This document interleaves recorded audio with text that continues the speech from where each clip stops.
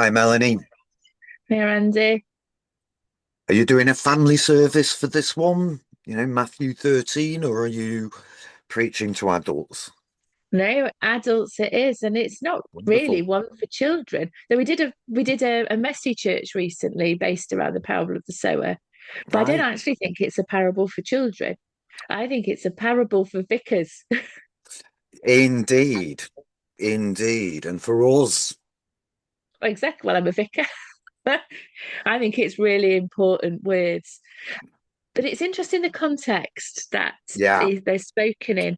We've got this real sense of attack on Jesus, haven't we? yeah.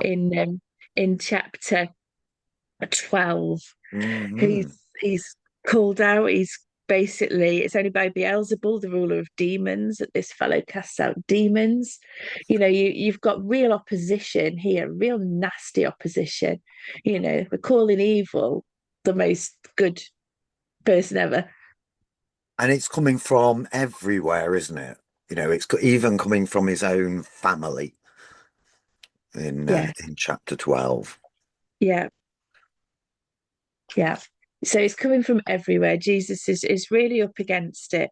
And I suppose the question the disciples might be asking themselves at this point is, why aren't people following Jesus? Why aren't they seeing in Jesus what they see? But one thing that did interest me was verse 2, going on from what you've just said.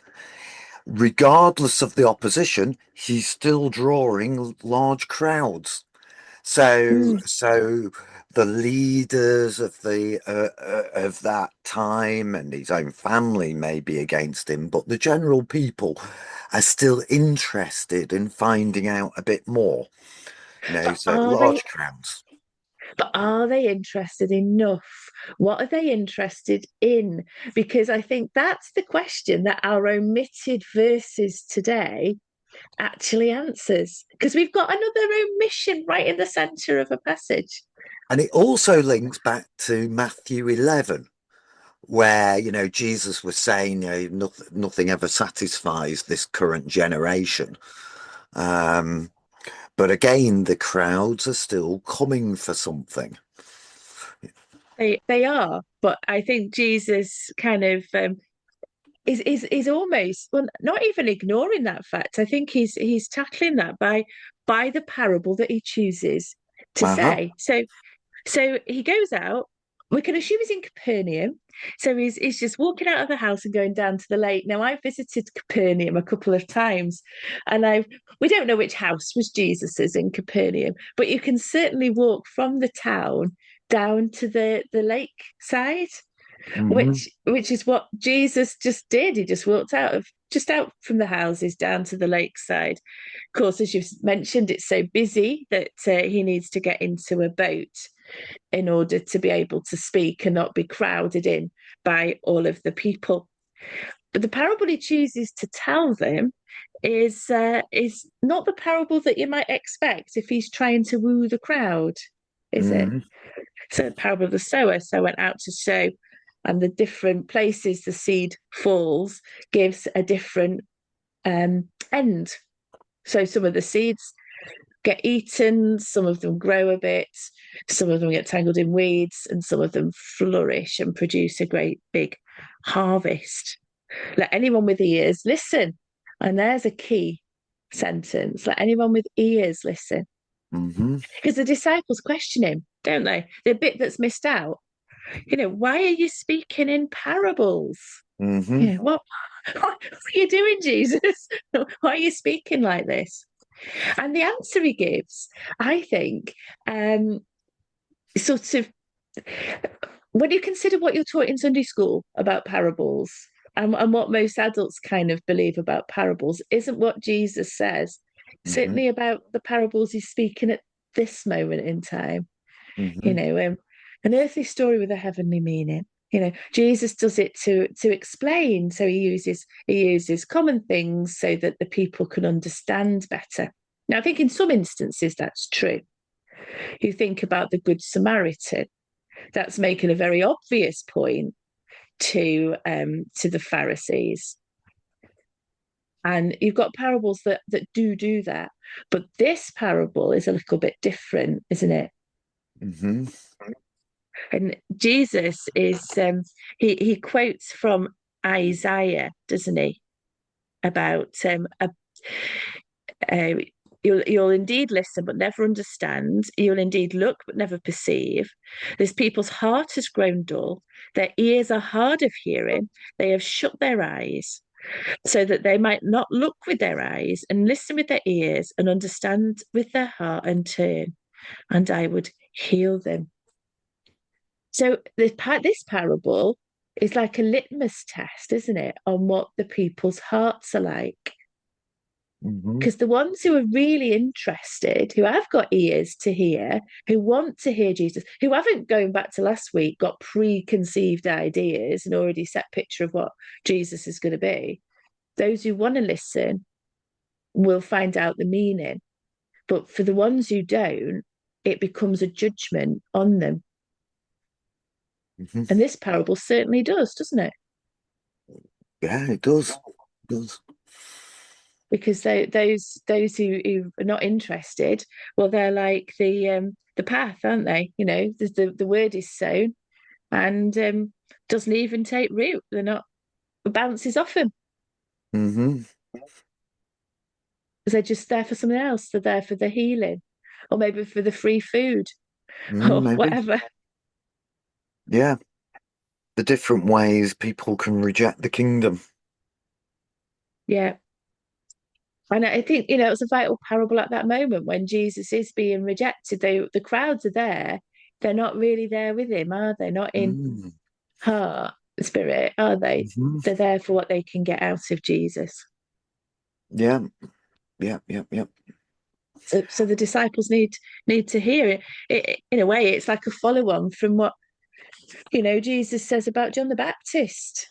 Mm. You know, and the Go on. people are sort of questioning about him, and he has Hmm. to point them back to what did you come out to see? Yeah.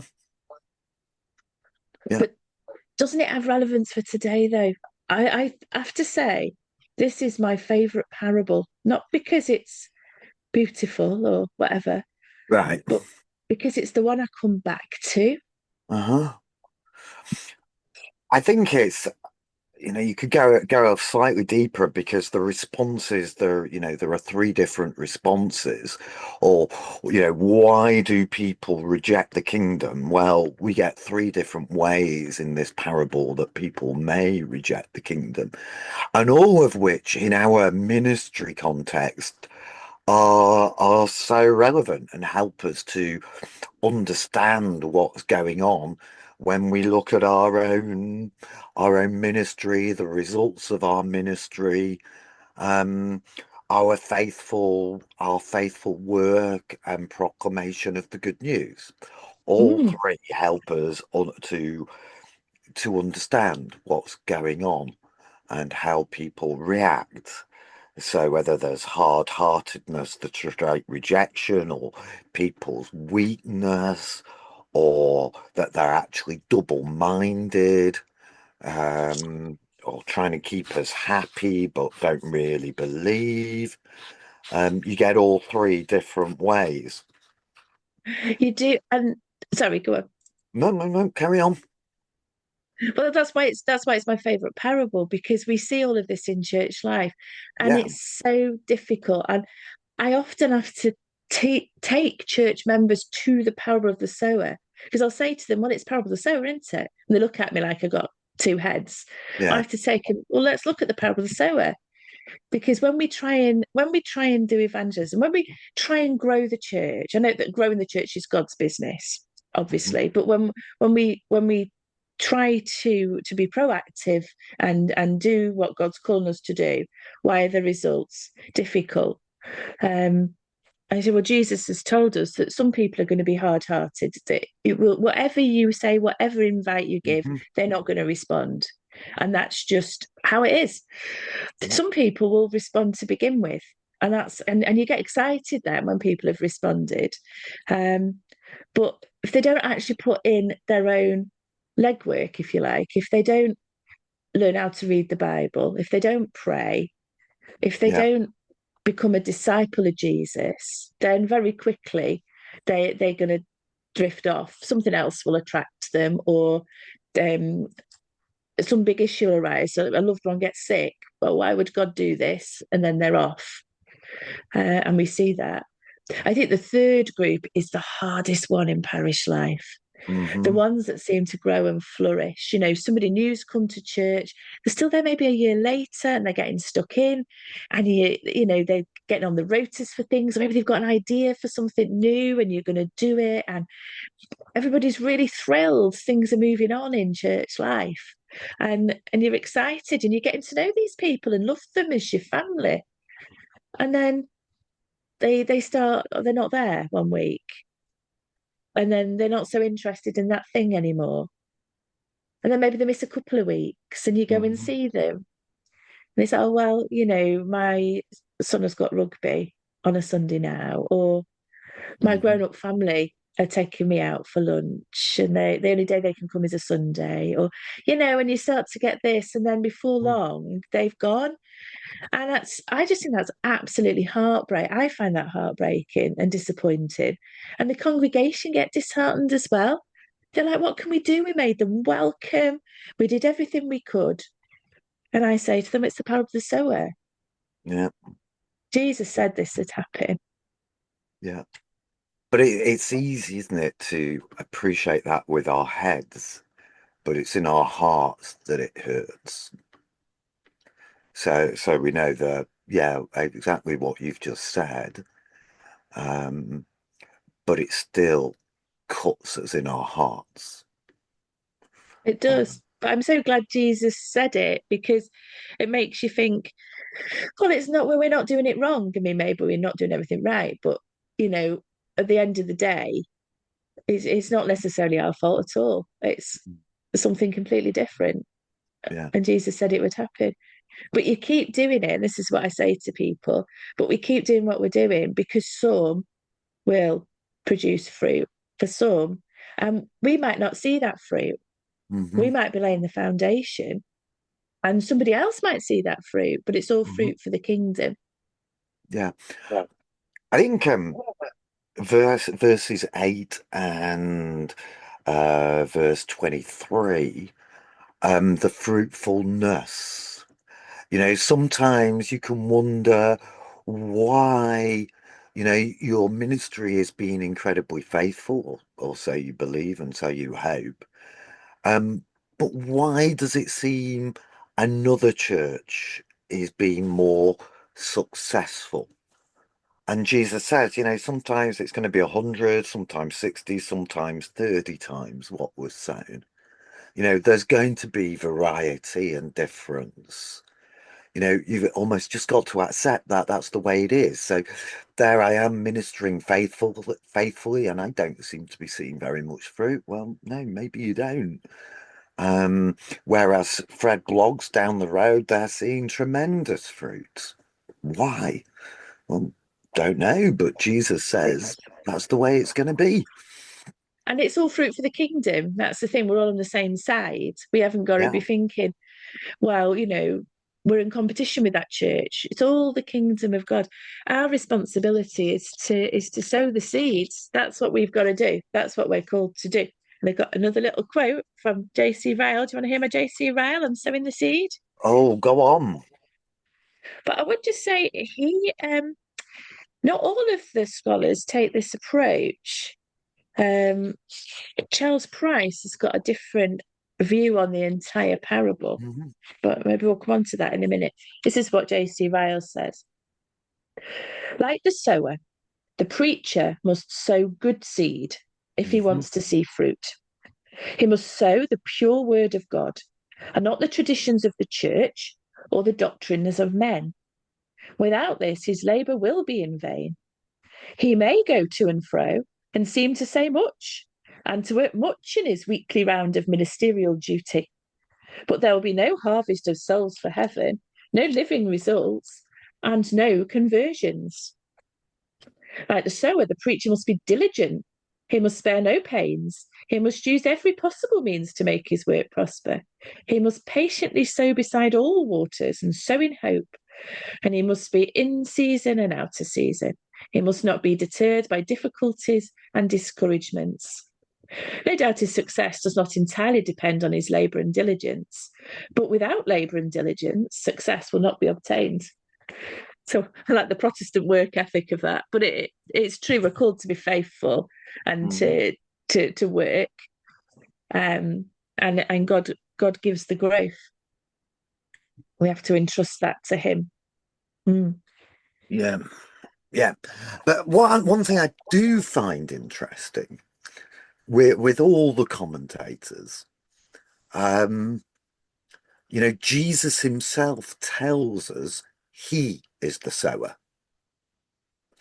But yet, so often we read about us being the sower. I just find that quite interesting that this is about us, how we respond to the word, how we respond to what Jesus is teaching us. Yeah, maybe we do. Um, it does help us understand people's reaction, but we just need to be keeping the focus on the Lord Jesus. It's him who is the Mm. sower. As he says, if you read on down to 37, the Son of Man is the sower.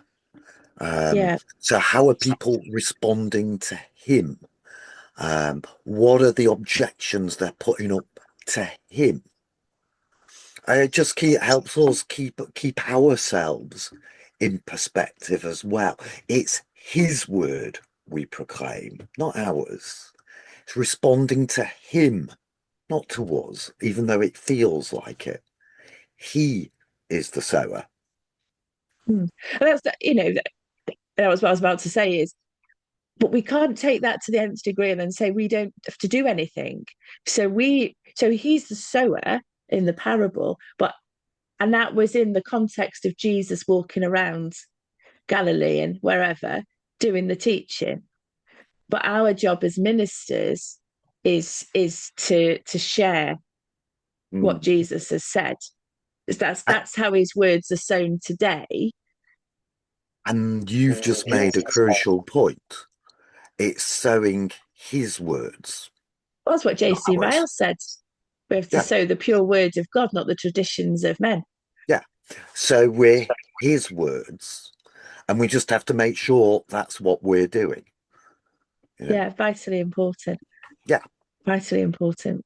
That's why we shouldn't have church growth as our goal in the sense of targets. yes, We must grow the church because then you end up doing stuff that attracts the crowd yep, but doesn't touch the heart. And yep, Jesus weren't into that. yeah, He yeah, weren't bothered yeah, by the crowds. If it was the hearts of people he was interested in, that's why yeah, he'd separate himself off from the crowds. yeah, Because they weren't interested in listening. And that's kind of what this parable's all about, isn't it? yeah, Whether people are interested in listening. If they don't listen, then judgment's going to come on them because they're not yeah, going to go to him for forgiveness. yeah. But Charles Price takes a different view on the whole thing. He says it's a picture of people being sown into the world. Right. I read his kind of paragraphs on it, a couple of pages on it, about three times, and I'm not sure I 100% got the point he was making. He Uh-huh. was saying it's not about the word, it's about people being sown. Right. Not So sure I about just say anyway, if you want to know more, then you can read Charles Price and maybe you can understand him. Maybe I'm just being a bear of very little brain today, but who knows? that. Not sure I follow that one. But I am just grateful to Jesus for this parable. I think had this parable not existed, I think I would have gave up long ago. Right. Yeah. Because you'd Yeah. think, well, I'm just useless at this because like only ones and twos are coming to Christ. Mm-hmm. I must be rubbish. I'll just go and stack shelves. Yeah. But again, it reminds us it doesn't depend on us. It's about are we sowing Jesus's words and how people listen to Jesus's words. Yeah, exactly. That's what I mean. But without this, I might think it was all about me. Yeah. Yeah. So very grateful to Jesus for this one. Good. Good. Well, have a lovely day. You and yourself. Huh. Yeah, will do. Ta-ra. Bye. Bye.